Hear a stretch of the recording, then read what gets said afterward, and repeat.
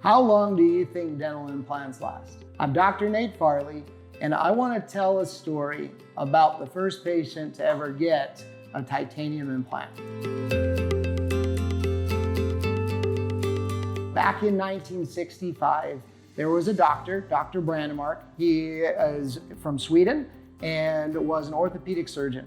He was the guy who discovered that bone fuses to titanium. And with that discovery, he started an implant company, and in 1965 placed implants in a gentleman that didn't have his teeth. He was in a lower denture and had been for a very long time, and it was struggling. So he put in these implants and gave him a fixed set of teeth.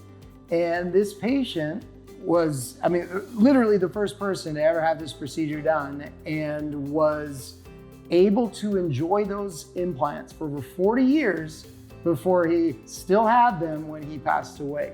And that, to me, is a great example of how implants can last a lifetime. And whenever I put in an implant, my expectation, what I'm planning for, is that that implant is going to last a lifetime. Unfortunately, not all implants do last a lifetime, and I want to talk a little bit about why. There's a lot of factors that go into it.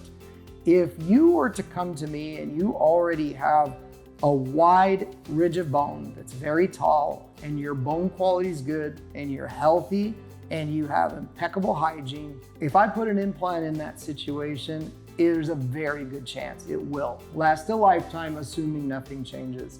Because when it comes right down to it, your health, the quality of your bone, the quantity of your bone, how the implant is placed, and how well you maintain the area, all of that plays a big part in your success in that implant being able to last your lifetime.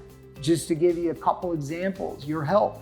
There are some things like diabetes, smoking, things that we know make it difficult for you to enjoy those implants long term. If you have uncontrolled diabetes, it means that you're unable to heal from wounds. And so if you were to get something around that implant, it'll just fester. And so having uncontrolled diabetes does mean that you're not a good candidate for dental implants. Smoking is another common one. When you smoke, it restricts the blood vessels, meaning you don't get as much blood to the area. And when you cut off a blood supply to an area, it does affect not only your ability to heal from surgery, but also long-term, you can run into some problems because of those effects. So health is a big part of it.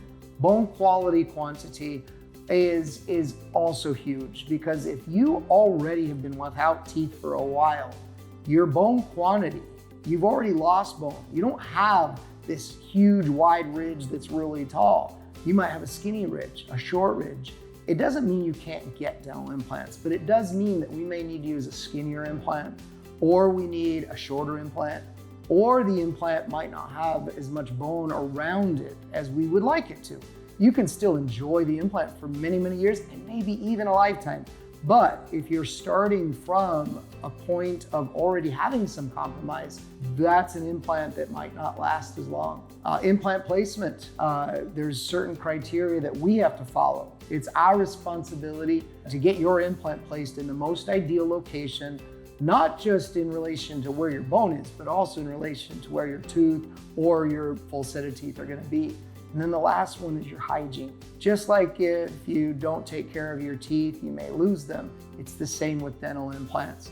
Bad hygiene can turn into gum disease. Gum disease can turn into disease in the bone around the implants. And all of that are factors that are going to affect the longevity. So I just wanted to just briefly touch a little bit on, let's say you get a dental implant and it does fail. If you have one of those implants fail, because they do fail 3 to 5% of the time. And if they fail, almost every time, if you just try one more time, it works. Because maybe that first time, something that nobody noticed went awry, you try it again and it works, okay?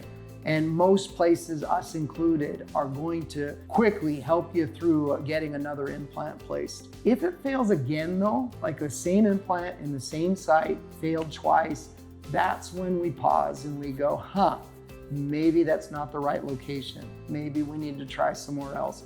Maybe you've got something going on that you're unaware of, we're unaware of, and maybe we need to refer you to somebody to look into some stuff, get some more blood work done, and try and figure out if there's a deficiency that's causing it. So there's things that can be looked at. I hope that that we've answered your question. Watch another video to learn more about how dental implants can help you, and we hope to see you next time.